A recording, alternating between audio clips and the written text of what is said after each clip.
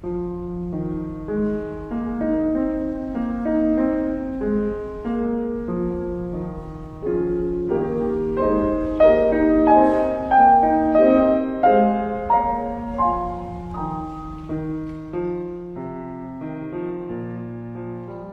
connais Jean-Philippe Assal depuis près de 25 ans.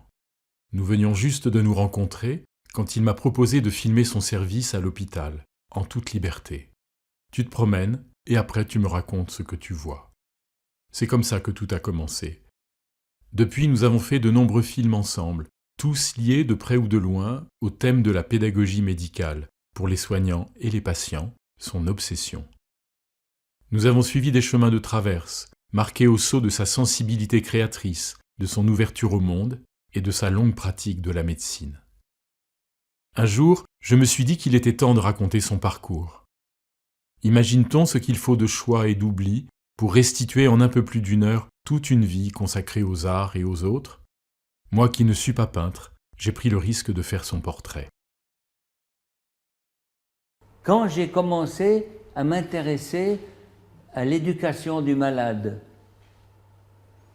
mes collègues me disaient « mais Assal, ça va pas, ça va. Il y a quelque chose qui va pas. Est-ce que tu as eu des problèmes? Est-ce qu'en médecine, tu crois plus à la médecine ?» Et je leur disais « mais surtout, je crois à la thérapeutique. » Mais vous savez, la thérapeutique, ce n'est pas que de la pharmacologie. Mais quand j'ai affaire avec des malades qui n'arrivent plus à penser, qui n'arrivent plus à évoquer leur solitude, je dois pas en savoir plus.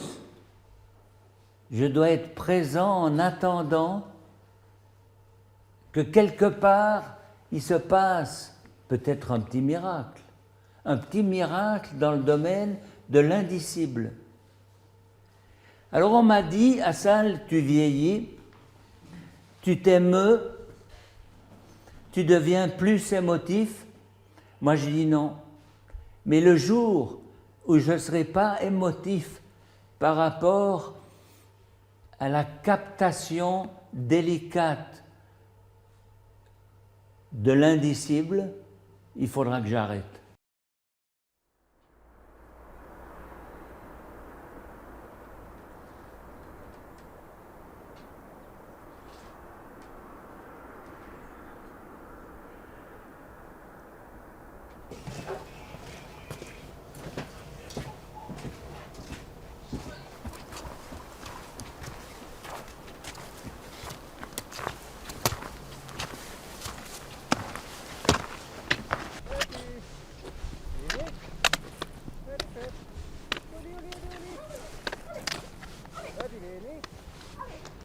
C'est une zone aussi mouvante qu'un bord de mer qui est plat, mais où toutes les vagues créent un rythme.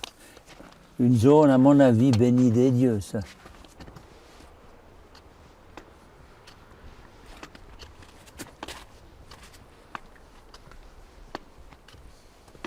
Ce que j'aime beaucoup dans cette promenade banale, c'est que tu revois le paysage à travers un grillage de petites branches qui ont perdu leurs feuilles. Si tu prends les branches plus basses, tu as un tableau de plus en plus japonais, avec quelques lignes directrices mais plus épaisses, et puis ensuite des petites lignes transverses comme ça.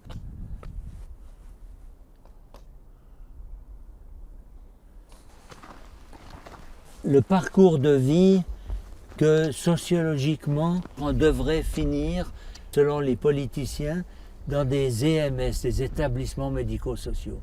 Mais si on pouvait finir sa vie dans une structure où, avec le peu d'énergie qui nous reste, on peut aller chaque jour faire une petite promenade comme ça, ce serait une bénédiction de finir sa vie ainsi.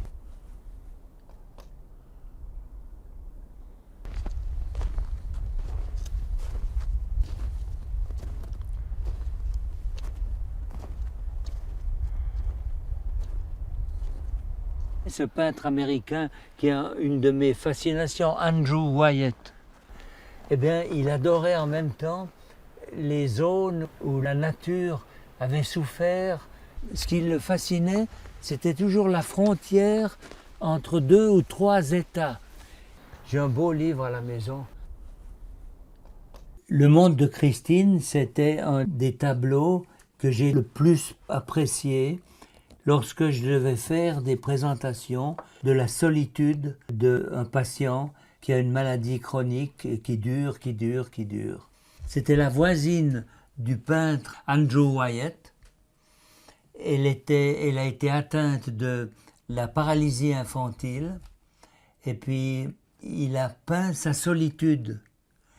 Et ce que je trouve extraordinaire là-dedans, c'est que on peut voir que ses cheveux sont traités avec les mêmes touches que l'herbe toute sèche.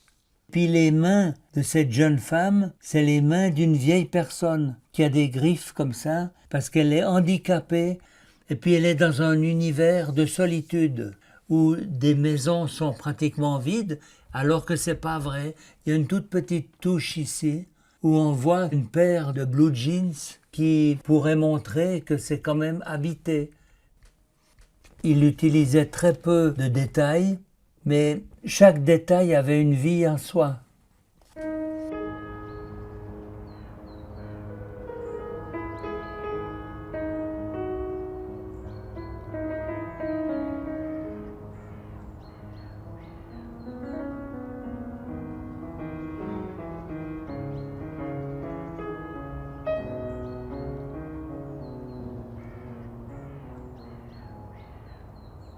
J'ai dû prendre des leçons de piano parce que ça se fait bien dans les familles, n'est-ce pas? Je vais faire mes exercices. Ma mère venait à mes côtés et jouait la main droite. Et puis moi, je jouais la main gauche. Et puis on jouait bien. Non mais c'était beau, c'était fantastique. C'était moins chiant que chez le professeur. Et à la fin, elle m'embrassait, puis je l'embrassais, mais c'était un petit Vésuve silencieux de joie. Mais j'arrivais pas à faire marcher mes deux mains ensemble. Mon père dit d'accord, il n'est pas bon pour le piano, tant pis, mais il fera de la peinture. Je dis d'accord. Et puis alors, il a cherché un professeur de dessin.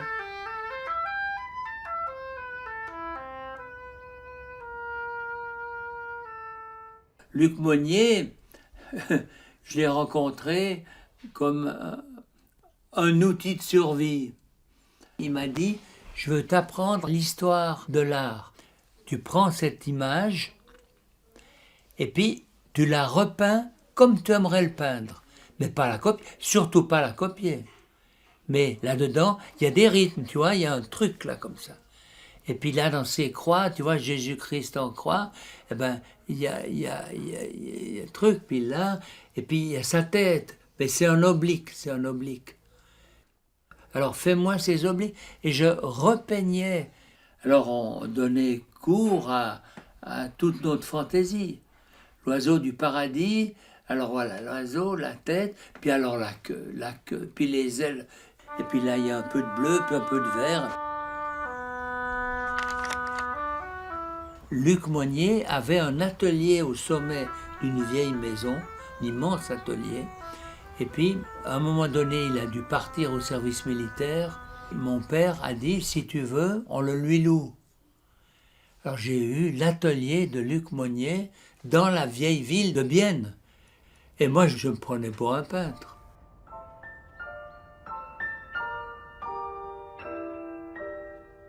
Non, j'ai jamais pensé à devenir peintre. Parce que quelque part, j'étais trop tiré par ma famille qui aurait été... Mon père était médecin et dentiste. Et puis quand on rencontrait de la famille, il y avait un médecin, un dermatologue, un gynécologue, tu vois, un psychologue, toutes sortes de logues. Alors, c'est comme si on attendait que je fasse le même métier que les autres. Mais je sais pas. Mais peut-être que quand même, j'étais un petit-fils de bourgeois à la gomme, et puis je savais que les peintres, ils mouraient de faim, et puis que je voulais pas mourir. Je sais pas, si tu me faisais une belle psychanalyse, après 4 ans, je t'aurais peut-être confessé que c'était l'angoisse de la pauvreté potentielle qui m'aurait empêché et qui aurait fait un surmoi de moi.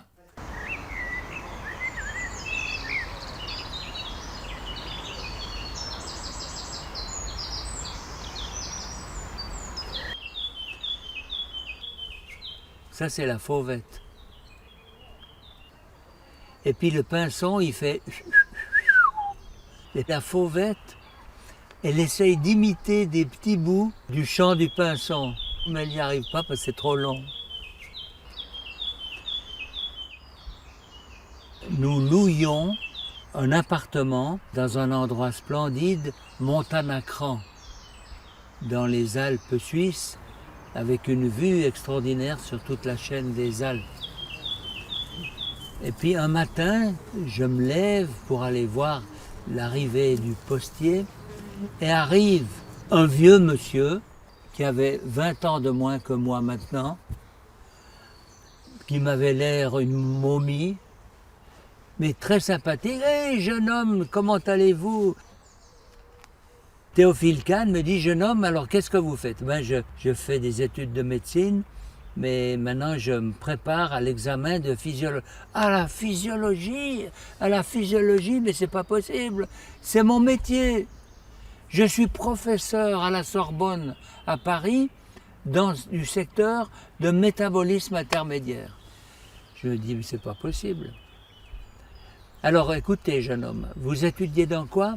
Dans le Boyd. Non, on ne peut pas étudier dans le Boyd, c'est pas possible. Oui, mais c'est un prix Nobel. Mais je m'en fous des prix Nobel. C'est pas les prix Nobel de la pédagogie. Ils gèrent la connaissance. C'est une connaissance empâtrée, une couche après couche.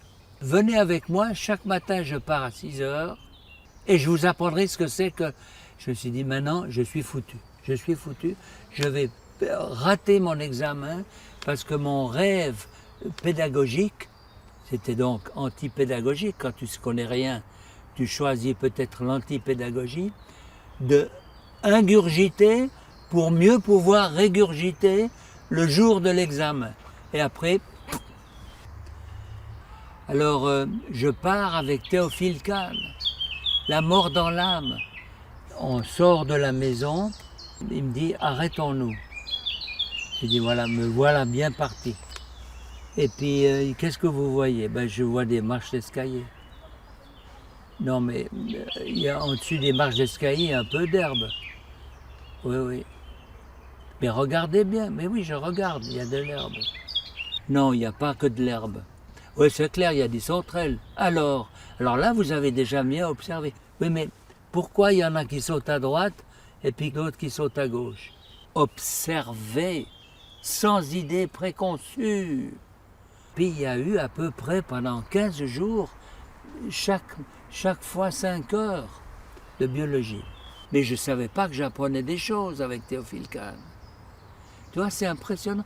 C'est ça le parcours de vie qui n'a pas été canalisé, écrasé, compacté. L'école classique m'a toujours comprimé. On fait comme ça. Pourquoi? Parce que.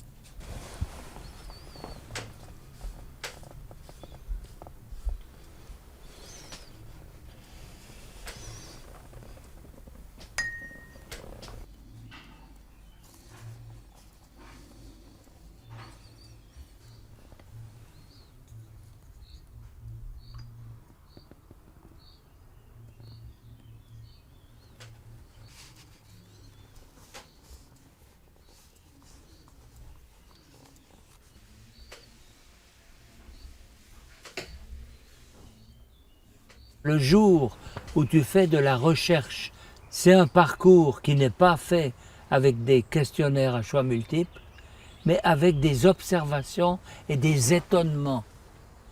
Chez le professeur Reynolds, en institut de biochimie clinique à Genève, on tuait peut-être 40 à 50 rats par jour pour étudier l'effet d'une hormone, qui était l'insuline, sur le tissu adipeux, puisque l'insuline permet au sucre d'entrer dans les cellules. Et je disais, mais moi je peux pas, c'est pas possible. Alors moi, avant de les tuer, je leur faisais une petite anesthésie avec de l'éther. Et j'ai pas pu trouver de glycogène. Je téléphone à Théophile Kahn, il me dit, mais Jean-Philippe, mais enfin, vous êtes effectivement trop jeune.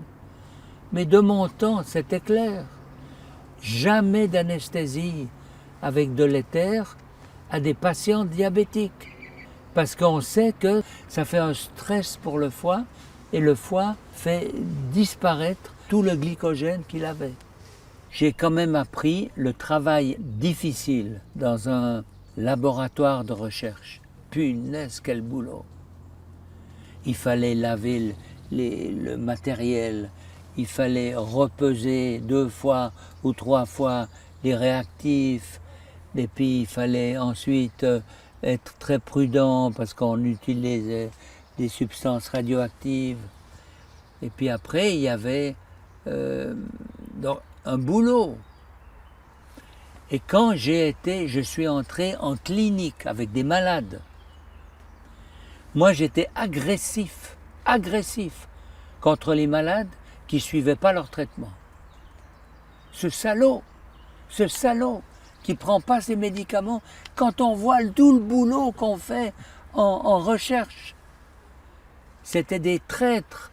Ils faisaient péter la baraque. Et j'étais agressif contre eux. Alors ça, en entrant maintenant au ciel, je devrais dire ça à Saint-Pierre. Je devrais avouer que j'ai été agressif contre mes patients.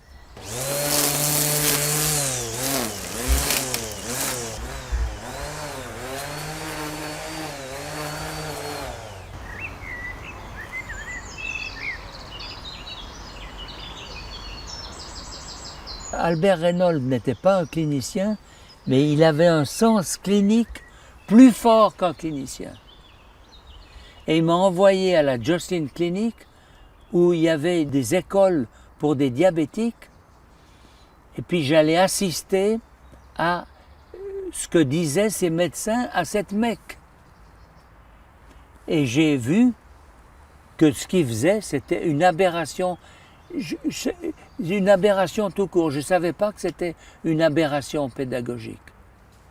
C'est-à-dire qu'ils répétaient tout le temps la même chose, et à force de répéter tout le temps la même chose, je me disais, mais c'est pas possible.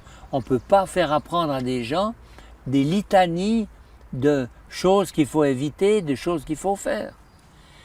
Et puis j'ai été dans un autre endroit qui a obligé que je traverse tous les États-Unis, chez Léona Miller, une femme, médecin, chimiste, qui dosait l'insuline. Elle ne pouvait pas mobiliser les médecins parce qu'ils disaient ça, c'est pas de la médecine. La médecine, c'était de faire le diagnostic et de prescrire le médicament. Le reste, arrêté.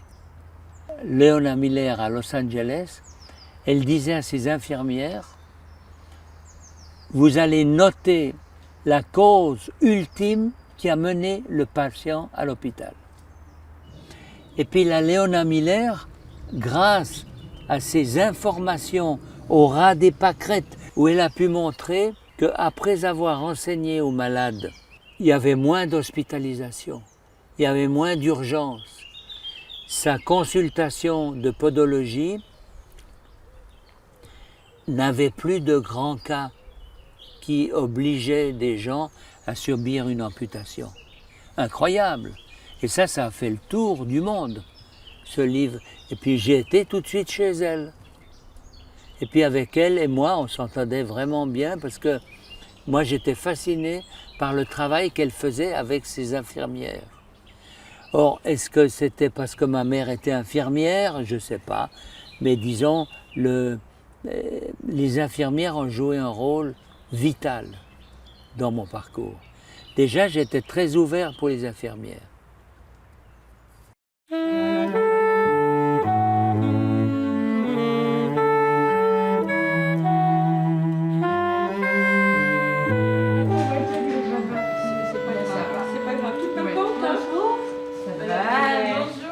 La première année a été très très difficile pour moi parce que je me demandais si j'allais rester.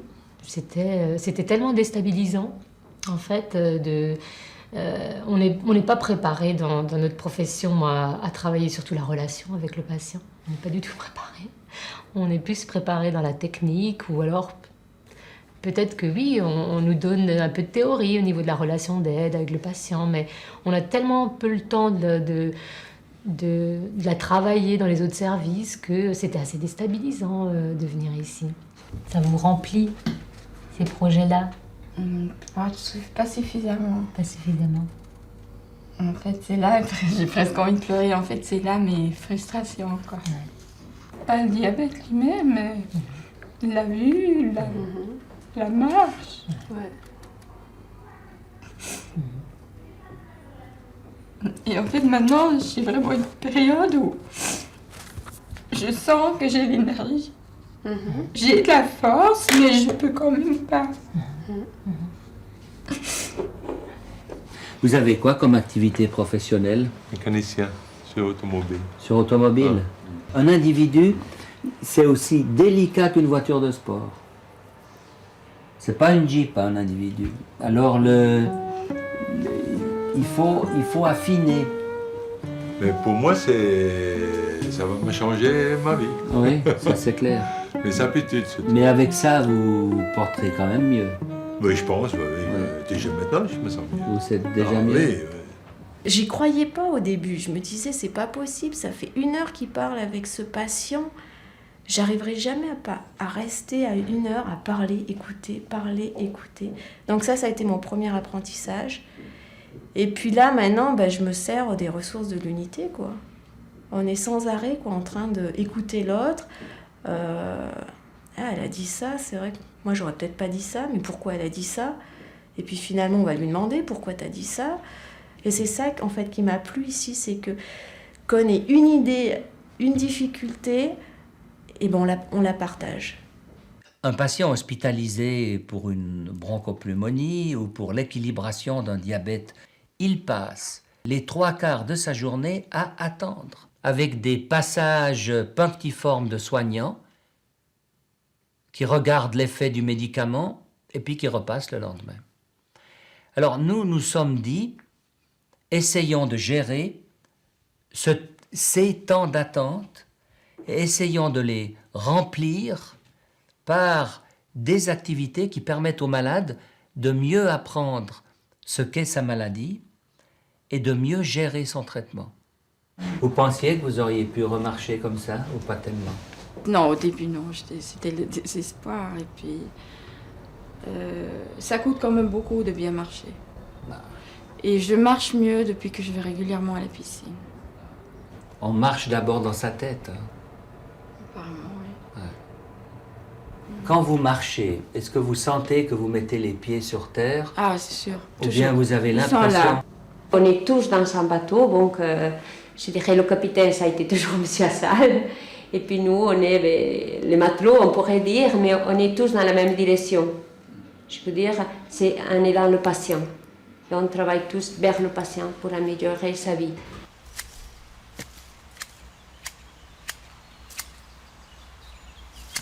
Quand je suis rentré des États-Unis, j'avais à une extrémité de l'hôpital, ici, mon service, et à l'autre extrémité, j'avais été nommé à mi-temps aux soins intensifs.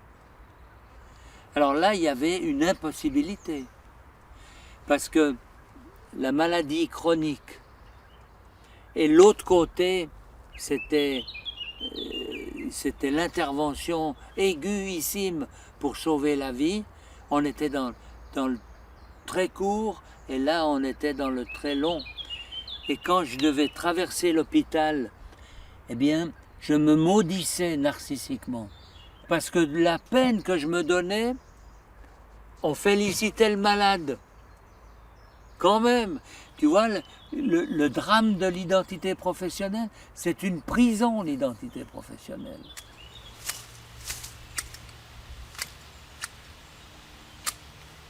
Albert Reynolds est devenu un des leaders du diabète en Europe et on a fait le congrès diabétologique à Genève et on a eu 500 inscriptions de gens qui voulaient participer à cette journée sur l'éducation des malades. C'était tout au début. Il n'y avait rien d'équivalent.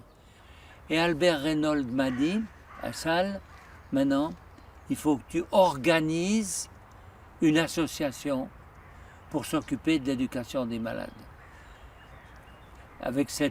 Il a pressé sur le bouton vert et puis j'ai fait ce Diabetes Education Study Group qui maintenant existe dans tous les pays européens.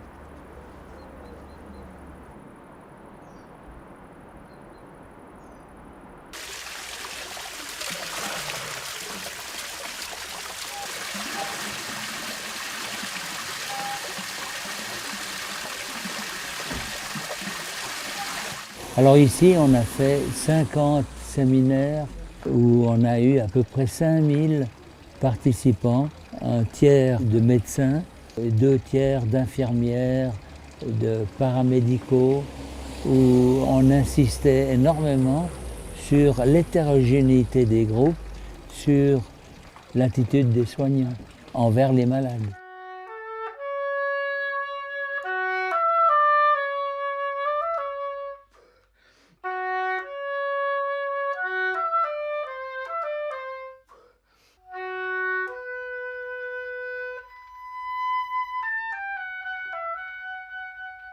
En haut, c'est le médecin qui est représenté par le patient comme en Dieu, donc il mystifie son médecin. C'est pour ça qu'il a une couronne comme en roi.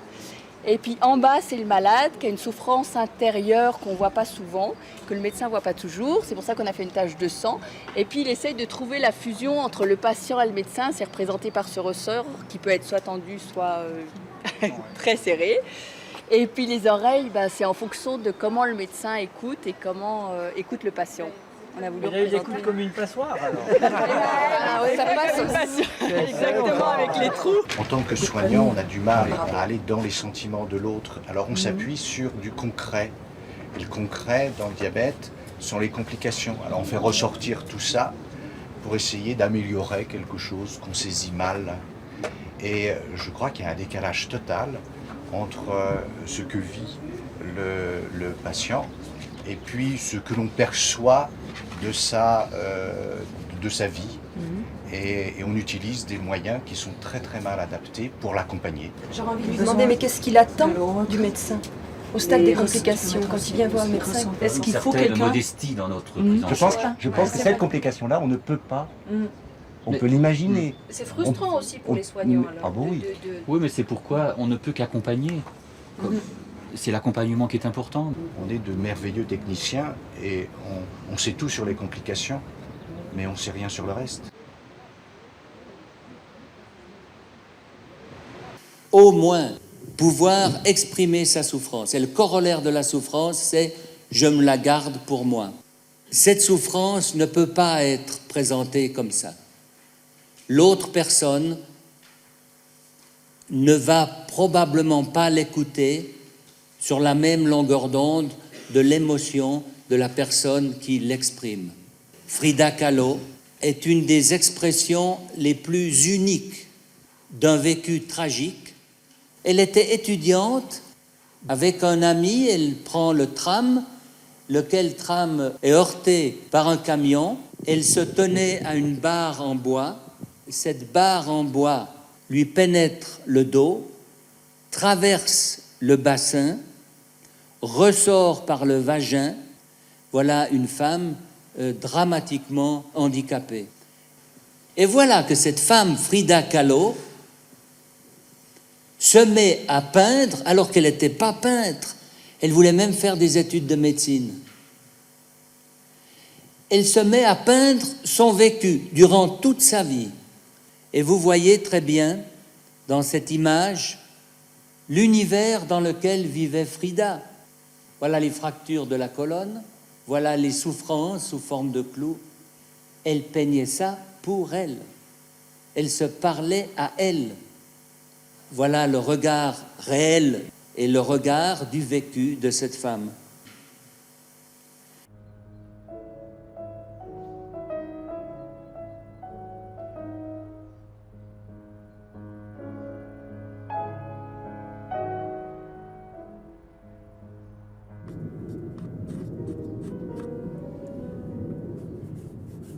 C'est des belles couleurs. Et puis si tu veux mettre un bleu,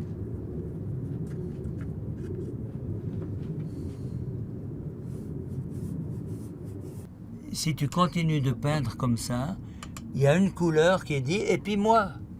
Alors tu vas peut-être mettre, je sais pas, un rouge.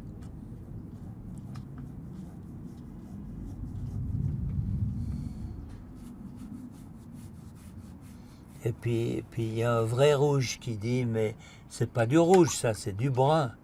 Alors il y a du vrai rouge qui vient à la rescousse. Et puis déjà là, rien qu'en voyant ces couleurs, il y a des tensions internes visuelles colorées. Alors tu peux essayer de mettre la paix parmi ces identités professionnelles colorées.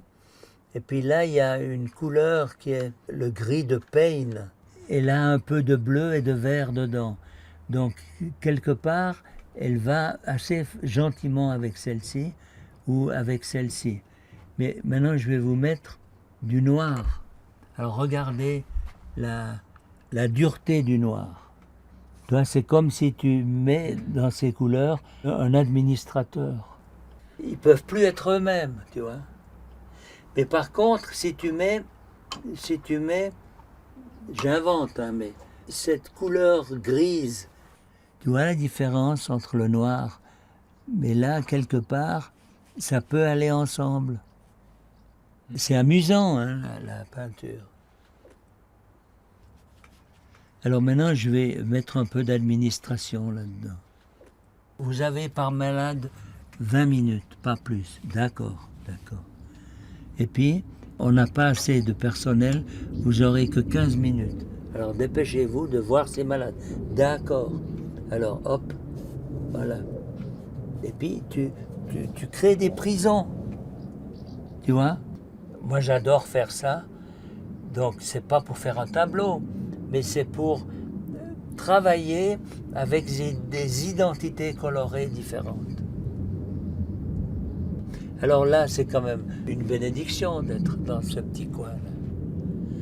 Puis alors, donne-moi un peu de rouge. Oui, volontiers. Ah là là. Là, il va se bluffer l'administration. Alors on me dit que j'aime pas l'administration, mais c'est sûr que j'aime l'administration.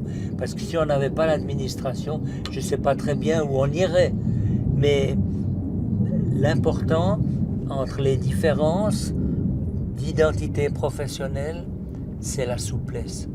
Et en faisant de la peinture, je pense qu'on s'entraîne à cette souplesse. Un étudiant en médecine, on le dresse à repérer la force des différentes couleurs. Et puis, on doit cerner ces couleurs d'un bord noir pour que cette couleur soit emprisonnée. Et le problème, c'est que devenir un clinicien, c'est justement pouvoir naviguer entre une identité et une autre, alors que la connaissance médicale, elle est soit verte, soit jaune, soit bleue. Et la réalité, c'est de pouvoir naviguer comme un petit poisson entre différents secteurs.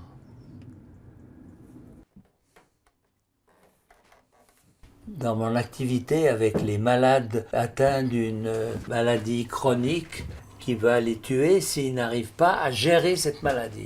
le but de ce que j'ai fait, c'est essayer de trouver les messages, tant au niveau cognitif, qui devrait apprendre à connaître, et les gestes qu'ils doivent faire pour contrôler leur maladie. Mais ça, c'est déjà une espèce de collision avec les connaissances médicales qui sont presque absolues, puisqu'il y a un absolutisme pour faire le diagnostic, et puis il y a une conviction pour appliquer des traitements. L'histoire s'arrête là, mais ce sont des objectifs généraux.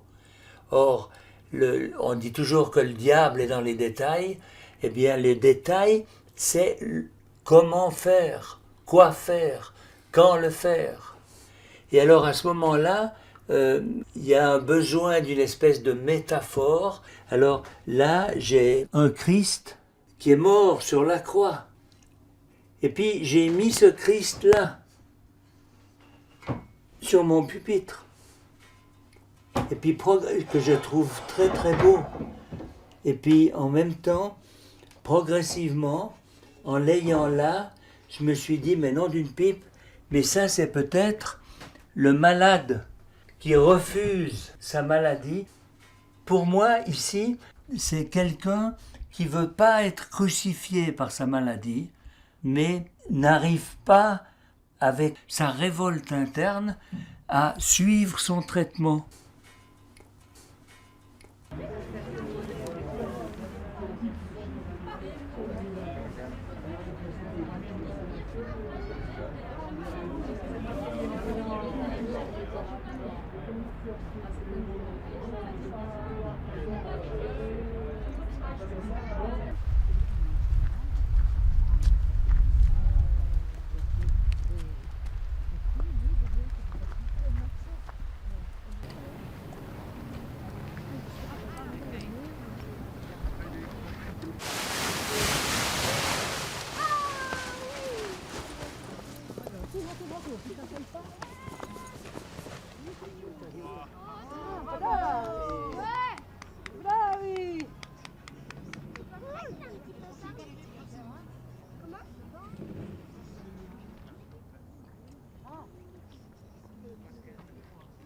Avec ce charbon, hop, là il y a la deuxième poutre qui est ici, et puis la troisième poutre, elle est là. Là, on a l'entrée de notre chalet, ici à droite. Alors, ce n'est pas de la grande peinture, mais c'est des rythmes auxquels je participe. Je pense que la connaissance, c'est une chose, la psychosociologie, c'est une autre chose, et ensuite, les rythmes qui sont exprimés par la création artistique, c'est pas du cognitif, mais ça me donne un certain équilibre dans la dimension clinique de ma profession. La satisfaction d'un clinicien, c'est au moment où il y a une espèce d'équilibre entre la maladie, la sociologie, c'est-à-dire le malade et sa psychologie, et son entourage. C'est des recherches qui ne sont pas extrêmement complexes, mais qui touchent l'équilibre qui est presque l'équilibre d'un danseur. Alors là, à Grimmens, je retrouve un lit pour mon équilibre. Et puis depuis que je vis avec Tiziana, ça a encore pris plus d'importance parce qu'elle était dans le domaine de la peinture une professionnelle historienne d'art. Moi, j'étais un rigolo qui regardait les livres, qui admirait, mais j'ai pas dû travailler professionnellement à ça.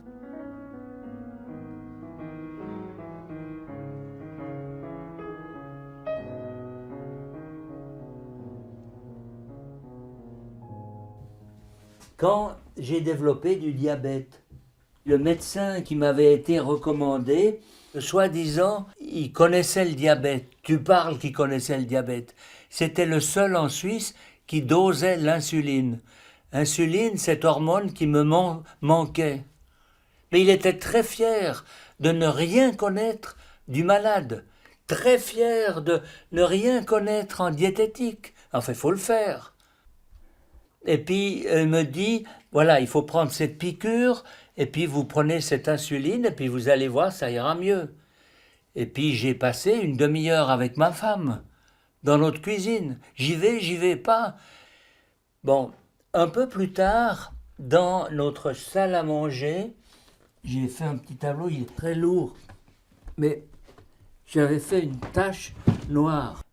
Je me suis dit, peut-être que c'est l'expression du gouffre que j'avais perçu autour de moi d'avoir cette maladie. Et puis il y avait un mouvement presque de vie chez moi qui m'a dit, non mais c'est pas que ça. Mais je ne savais pas que j'exprimais mon vécu. Alors j'ai mis d'autres couleurs.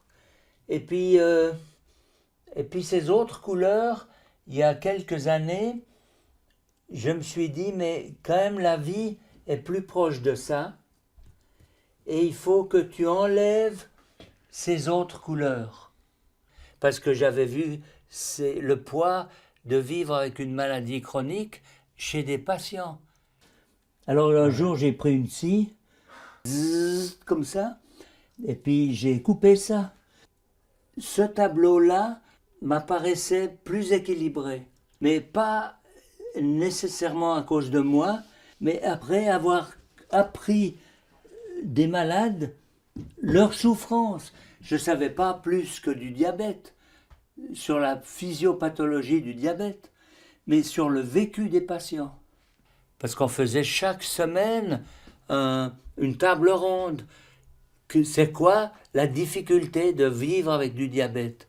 Alors les gens racontaient toutes sortes de choses préoccupantes, mais le dénominateur commun, c'est qu'ils étaient tous seuls. Et puis en tout cas que les médecins ne les écoutaient pas.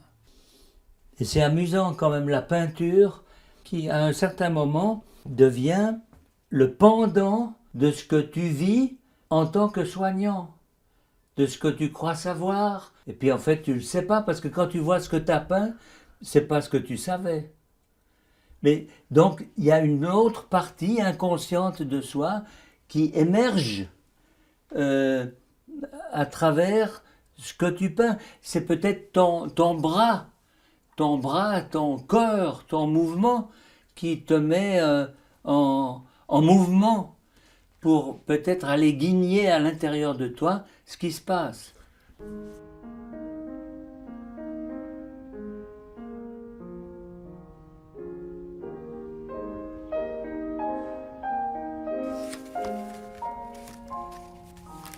Le livre sur le théâtre du vécu, je voulais faire une petite couverture.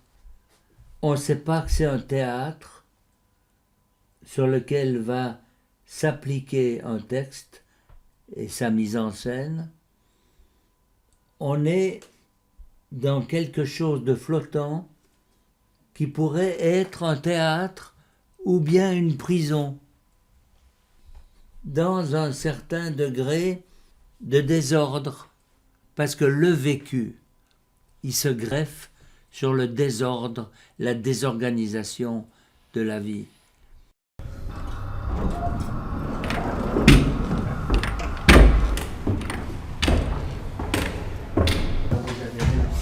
Bonjour. Bonjour, Marcos. Bonjour. Venez, s'il vous plaît. Approchez-vous. Non, c'est bon, bougez plus, c'est bon. Aujourd'hui, la journée, c'est autour de l'écriture. Moi, je suis là juste pour vous accompagner dans l'expérience. Vous êtes libre de parler de ce que vous voulez. En quelques 25 ans, à peu près 2500 personnes ont participé au théâtre du vécu.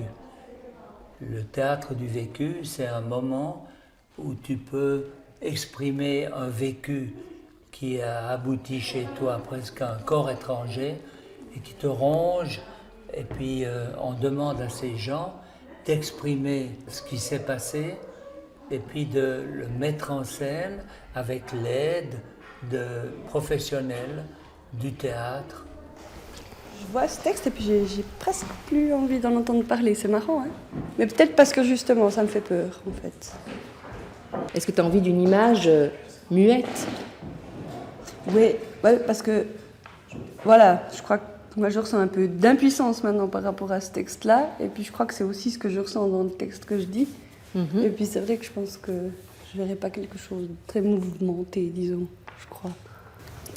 Est-ce que, donc, elle tire ce drap, est-ce que tu veux qu'elle commence à parler en revenant dans le carré, ou qu'elle parle qu'une fois qu'elle est dans le carré? Non, elle peut commencer à parler, et elle peut même évoluer, enfin elle peut bouger dans le carré.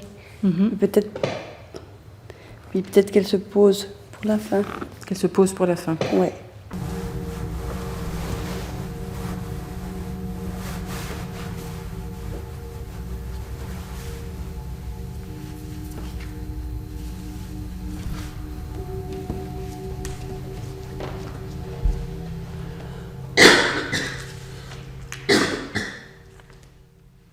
Aujourd'hui, j'ai entendu la pire des nouvelles, tellement incendiaire qu'elle a soufflé tous mes projets, tous mes désirs.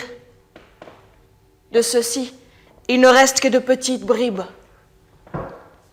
semblables à des papillons calcinés, morbides et provocateurs. Ils s'éparpillent, s'écrasent au sol, et le tracé de cendres qu'il laisse souligne mon impuissance.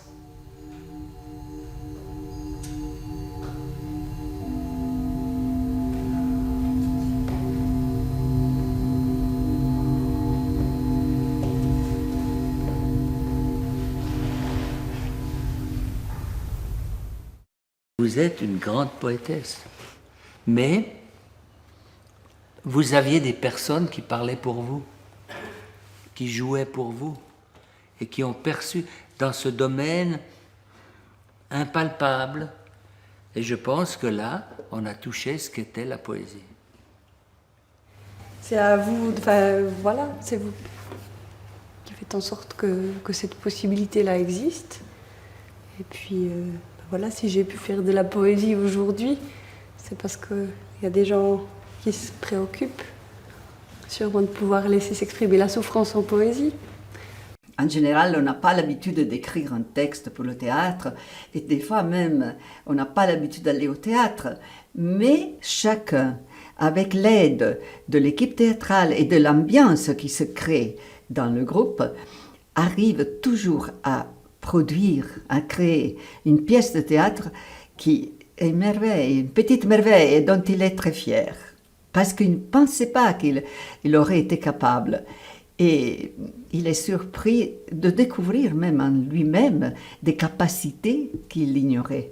Ce vécu qui m'a écrasé, je le vois ordonné, réorganisé, mais par moi.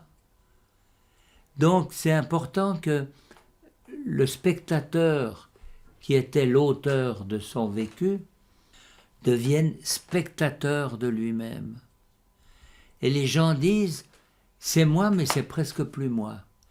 Et puis de voir ce qu'on a fait avec ce vécu, on l'a remanié. Mais dans ce remaniement, on a pris de la liberté par rapport à soi-même. Et peut-être qu'avec cette liberté, on peut faire un pas de plus en avant.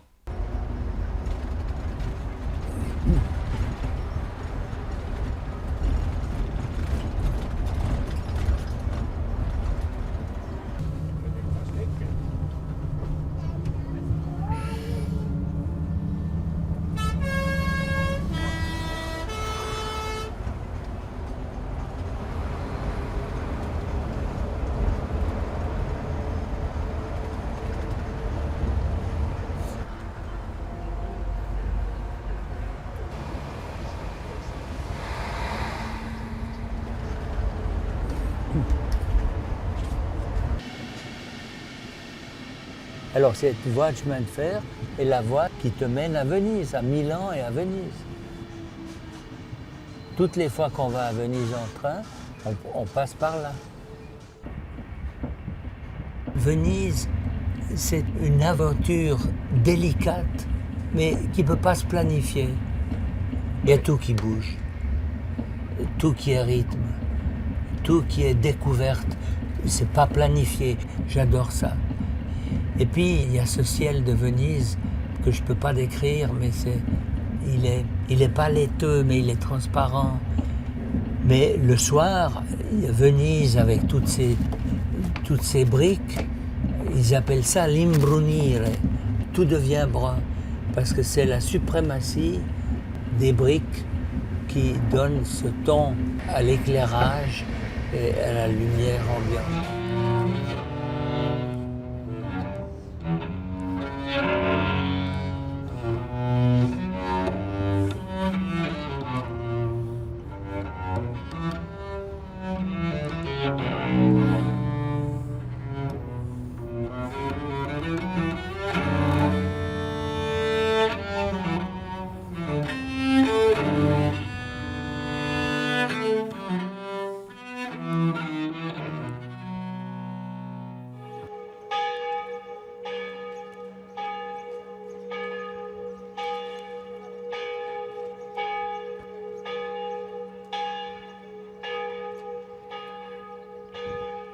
Venise, c'est la magie de tous les rythmes qui se rencontrent, qui se heurtent, qui s'enchaînent, qui s'opposent. Il y a le rythme du vent, il y a le rythme des vagues, il y a le rythme des gondoliers. Eh bien, Venise, c'est une espèce de miroir pour un soignant à percevoir l'hétérogénéité de tous les rythmes qui se soutiennent, s'opposent et sont toujours présents. Un malade, c'est la réunion de tous les rythmes, de toutes les sensibilités. C'est le comble de l'hétérogénéité.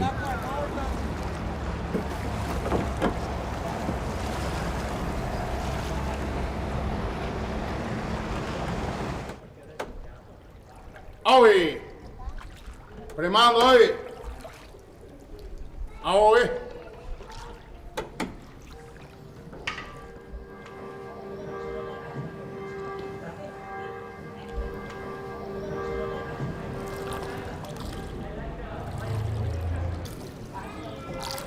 Venise, c'est un entraînement pour un médecin, pour un soignant, à affronter, à bénéficier de tous les rythmes possibles et imaginables.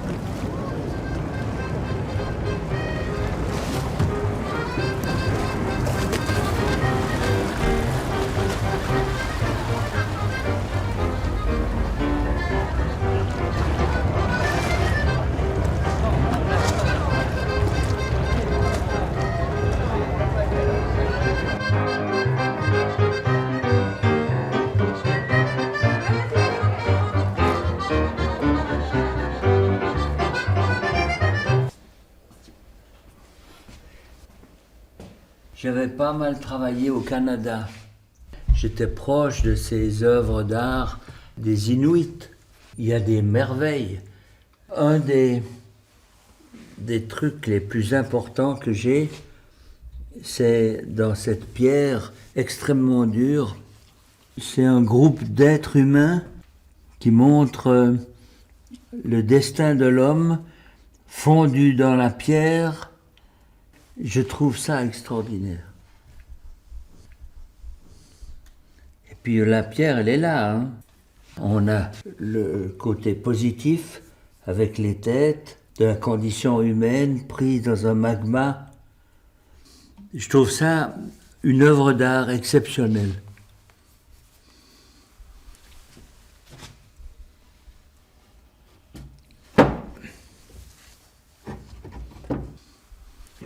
Alors, par exemple, ça, c'est une vertèbre cervicale, probablement d'un phoque.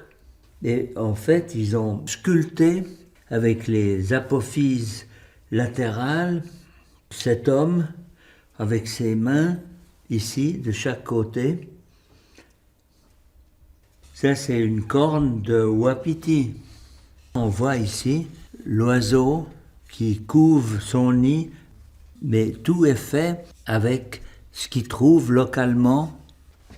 Je continue ma inuitologie. Là, il y en a une autre, une sculpture plus complexe. On voit bien cette espèce de pêcheur qui est lié avec l'objet de la chasse. Et puis, quelque part, il y a le harpon. L'animal est là, le pêcheur avec son harpon, mais c'est dans une espèce de fusion entre l'animal, le bateau, le mouvement. Je trouve ça de toute beauté. Ça, c'est des belles pièces dont je suis très fier.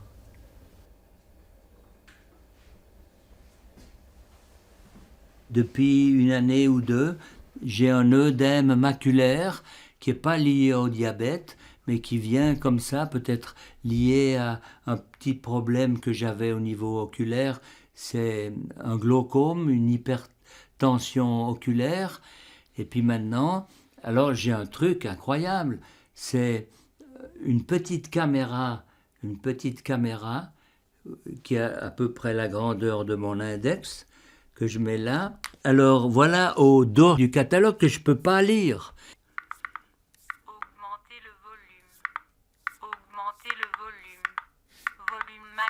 Non, mais c'est pas mal, hein, l'électronique. Hein.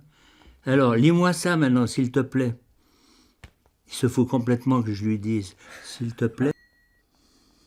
Voilà. Attention, votre batterie devient faible. Bon, ben. Actuellement chargée à 20%. Bon, d'accord. Alors, tu me lis ça, s'il te plaît.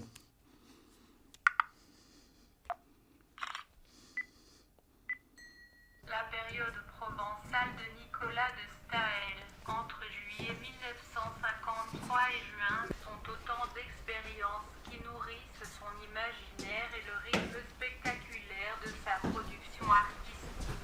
Il peut y avoir encore du texte plus bas. Veuillez monter le texte et essayer de nouveau. Et voilà. On a ramené ça des Indes. Mais il y a tout là-dedans. Il y a des petits morceaux de miroirs, il y a des espèces de petites zones concentriques. C'est le symbole de la créativité. Alors tu me diras que dans la créativité, il faut mettre de l'ordre, il faut trouver des axes, il faut trouver des représentations régulières, un peu, tiens, comme cette chose très belle, ce tissu africain, des dogons. Il y a peu de messages, mais c'est presque des messages numériques. Juste en dessus, j'ai ce petit mobile. Il y a une activité avec des plumes et des tout petits pois rouges. Il n'y a rien, et puis il y a tout. L'hétérogénéité de la vie que nous menons. Tu vois, ce désordre, à mon avis, ce n'est pas du désordre. C'est un respect de l'hétérogénéité de toutes les merveilles qui nous entourent. Et je les garde ici, mais pas dans des boîtes. Hein. Il n'y a pas de vitrine. Tout le monde peut toucher tout. On est tous témoins de cette hétérogénéité qu'en médecine, avec les algorithmes, on veut réduire, on veut brimer, on veut structurer, absolument. Et c'est pour ça que le parcours hospitalier m'apparaît souvent si dur pour les patients, parce que chaque patient vient avec sa souffrance, donc sa solitude, avec ses maux, donc ses douleurs, et puis devant lui, il y a des médecins qui ont été formés à respecter les algorithmes que suit la nature. Mais la nature, elle a ses algorithmes qui ne sont pas du tout ceux de chaque individu. Alors cette Vénus, j'ai fait beaucoup avec elle. Viens, oh mon Dieu, c'est pas le moment de la casser. Hein. Cette Vénus, c'est une copie en plâtre de la Vénus des Médicis de Florence. Je donnais cette belle Vénus à toutes sortes de soignants et je leur disais, maintenant vous allez porter atteinte à cette Vénus. aucun soignant voulait porter atteinte à cette belle femme, parce que moi, en tant que soignant, voilà ce qu'il disait, moi je suis là pour réparer. Alors l'Italien qui faisait ses plâtres, il m'en a livré la moitié dans un sac en tissu, un peu comme ceci. Mais moi, je ne voyais pas cette Vénus. Il y avait 2 tables. Il y en avait une où il y avait cette belle Vénus, sa tête toute nue. Tellement parfait, tellement jeune. Et puis l'autre, il y avait ce sac sur la table. Vous ne savez pas ce qu'il y a là-dedans. Vous devez porter atteinte à cette chose. Vous pouvez prendre un marteau et vous avez le droit de donner 2 coups de marteau.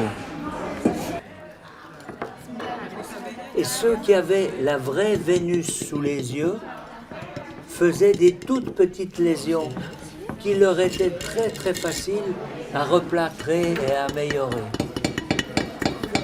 Ceux qui avaient le même marteau, les mêmes ciseaux et les mêmes râpes s'amusaient avec ça et ont détruit parce qu'ils ne voyaient pas.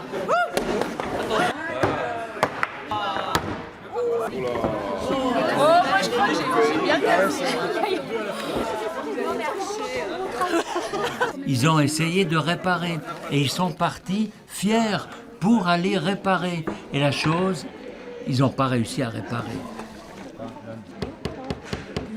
Qu'est-ce qu'il y a comme conséquence pratique au niveau de nos patients? Eh bien, quand on est en présence du corps blessé du patient, on est infiniment plus respectueux que quand on a le cas du patient sur une feuille de laboratoire.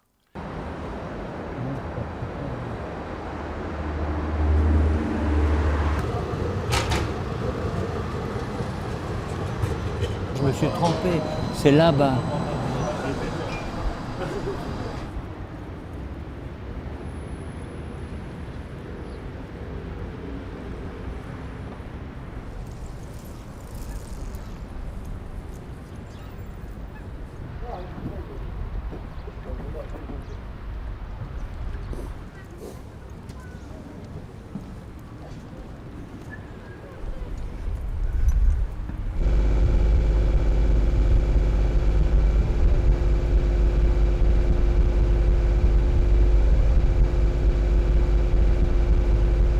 Alors je suis venu à Genève à l'époque des sciences cliniques.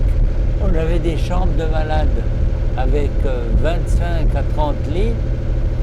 Et puis dans l'hôpital le plus moderne, qui était l'hôpital cantonal où j'ai commencé aussi, il y avait des chambres à 6 lits. Mais ça, c'était le luxe des luxes. Et les malades développaient un sens social entre eux. L'état de souffrance, qui est un peu le point commun des malades, était partagé par les autres malades qui souffraient un peu moins et qui tenaient la main. Et puis aujourd'hui, alors c'est des chambres à 2 lits. Et c'est l'état de solitude. Non mais c'est pas possible. Il n'y avait pas tellement de solitude à l'époque.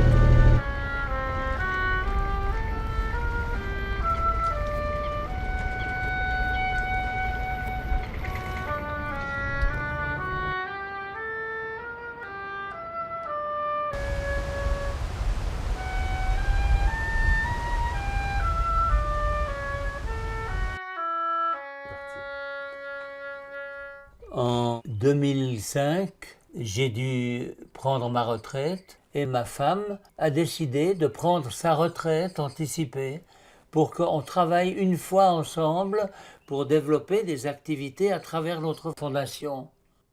Lorsque j'étais à l'hôpital, j'étais toujours très étonné du peu de connaissances que les soignants avaient de leurs patients. Qu'est-ce que vous aimez ? Qu'est-ce que vous aimez entendre? ces éléments qui sont liés directement avec les 5 sens sont souvent négligés involontairement. Et alors on a fait ce passeport sensoriel, un petit document qui permettrait à des soignants et à des individus, à tous les individus, de faire un petit catalogue des éléments qu'ils ont appréciés, qui ont fait la qualité de leur vie à travers leurs sens.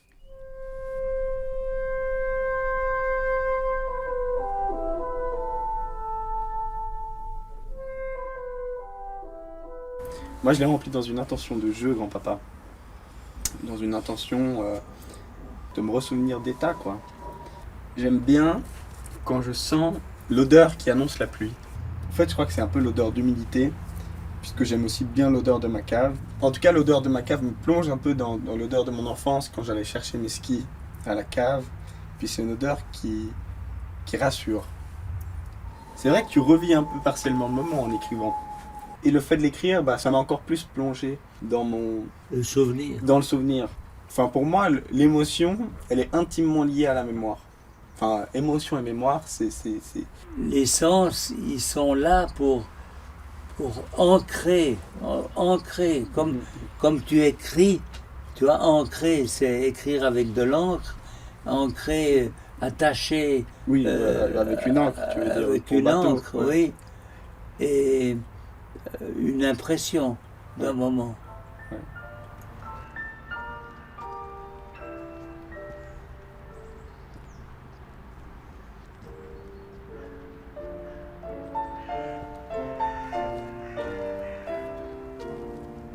Nous avons reçu une lettre d'une amie qui nous parle de l'expérience qu'elle a vécue avec sa maman. Elle n'avait pas l'Alzheimer, mais le résultat était similaire. Un jour, mon fils est venu voir sa grand-mère et s'est mis au piano pour jouer une musique de Schubert qu'elle avait jouée dans sa jeunesse. Tout de suite, elle s'est levée, s'est mise au piano avec lui et a commencé à jouer aussi. Je suis d'accord avec vous que les sens sont très importants pour éveiller en nous nos mémoires de notre jeunesse jusqu'à nos jours d'aujourd'hui.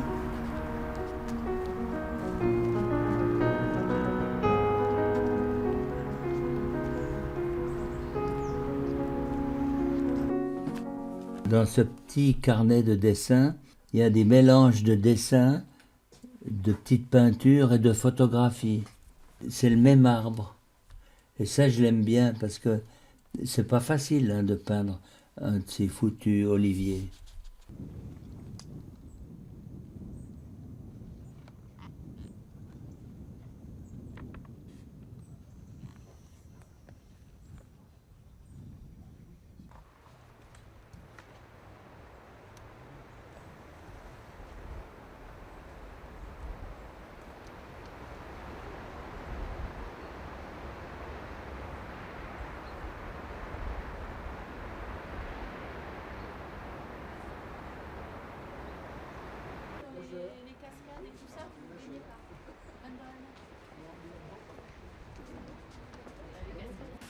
Alors Madame Gruner était une femme exceptionnelle. Elle a acheté une espèce de forêt de pins et elle y a fait faire tous ces murs en pierre sèche. Elle y a fait planter les oliviers, les pins. Elle a organisé ce paysage comme peut-être un peintre de la Renaissance qui faisait des paysages, ou bien un peu plus tard, avec un premier plan, un deuxième plan, un arrière-plan, puis un horizon, et vous voyez que d'où vous regardez, c'est un artifice qu'on a fait avec la nature, tout en respectant la nature. Cette nature-là, elle est faite comme une sculpture autour de laquelle on aime se tourner, n'est-ce pas, ou la voir dans une perspective ou une autre. Mais pour la réflexion, cette nature-là, je pense qu'elle stimule un certain accompagnement des efforts rationalisants qu'on aime faire. De la matière d'ailleurs. qui est là. Et puis vous auriez ça dans l'espace du jardin avec ces cailloux qui bougent là, comme ça. On se décentre un peu et le patient redevient un vrai sujet. Il n'est plus l'objet de ces messieurs et ces dames. On peut avoir une vraie curiosité en plus.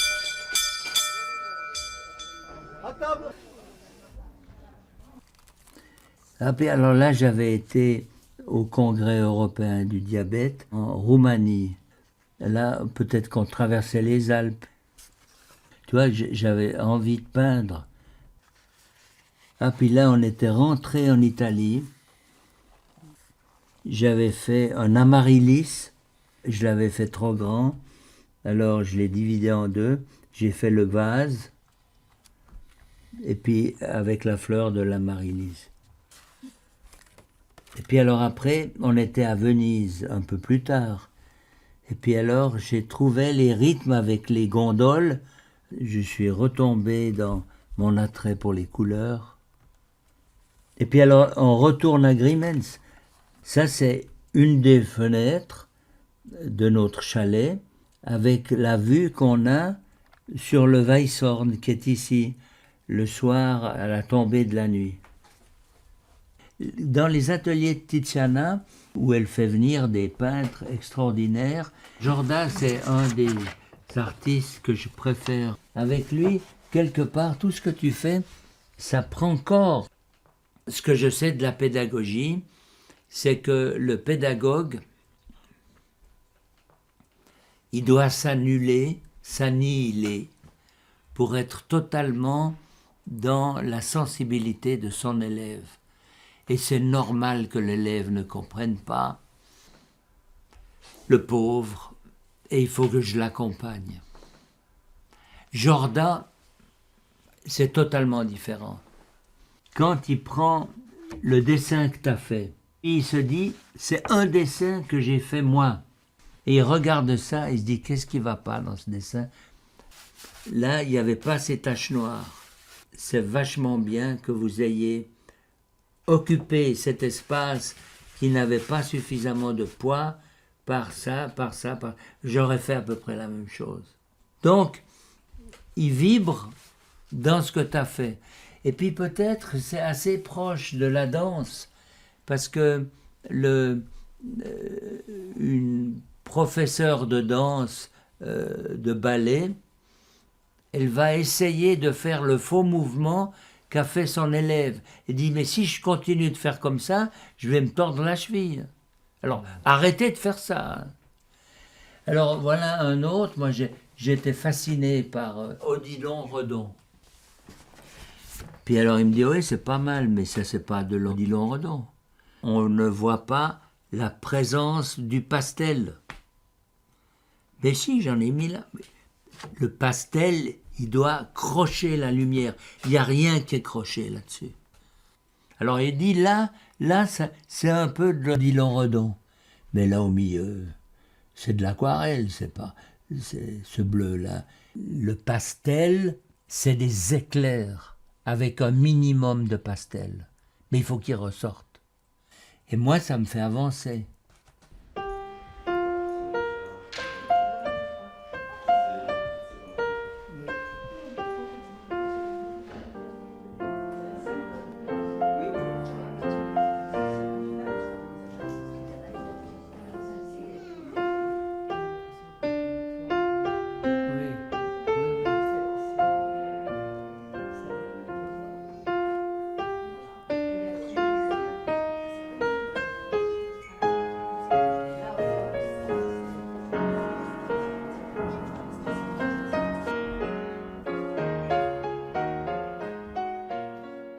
Quand l'ophtalmologue, avec une psychologie profonde, m'a dit que je verrais bientôt plus rien, je me suis dit, je vais utiliser ce papier, c'est une espèce de papier buvard. Et puis je faisais ça. Et puis après, ça me plaît pas, alors après je faisais ça. Et puis je jouais avec ces tâches. Et puis ça me satisfaisait. Et en fait, c'est pas de la peinture, c'est de la musique. Et puis après, c'est peut-être trop fort. Alors je fais ça en plus doux. Puis après, non, c'était du barbouillage. Alors je tournais la page. Et puis là, mais non, il y a trop de couleurs, c'est sale. Et puis je recommence. Mais c'est presque comme quelqu'un qui joue du piano et puis qui recommence la gamme. Et puis ça me satisfaisait. Là, il y a une espèce de rage ou je ne sais pas quoi. Et puis ça me tranquillisait d'une manière incroyable. Et je comprenais de nouveau combien de faire peindre un malade peut être salvateur. Ça me faisait du bien et mon handicap visuel s'estompait. Puis ça c'est pas mal aussi. Ah ouais, c'est magnifique. Mais il n'y a pas de mouvement. Moi j'aime beaucoup ça parce que c'est quand même quelque chose d'une autothérapie où je barbouille. Hors de toute école de peinture, de tradition, de tout ce que vous voulez. Parce que quand j'ai un pinceau, j'aime faire quelque chose avec. Non, parce que quand l'ophtalmologue plein de gel ardent me dit, écoutez, voilà, avec un œil, mais il vous reste 5 sur 100 de cet œil, d'accord. Mais ça va bien, ça va. Et puis je dis, écoute mon vieux, raconte-toi tes histoires.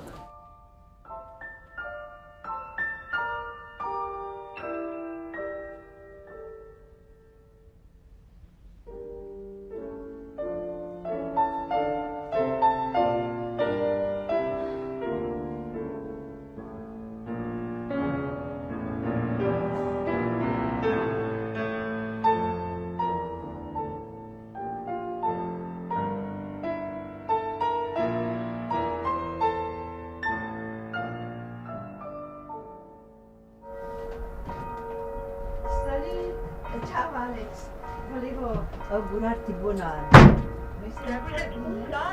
On est à Grimentz, dans notre chalet de montagne. Ah oui, je comprends. Oui. Puis alors maintenant, le passeport sensoriel continue. Ah, c'est super, c'est super. Tu sais, le bien ne fait pas de bruit. Oh, c'est beau ça, le bien ne fait pas de bruit. Eh ben voilà. Mais il est contagieux.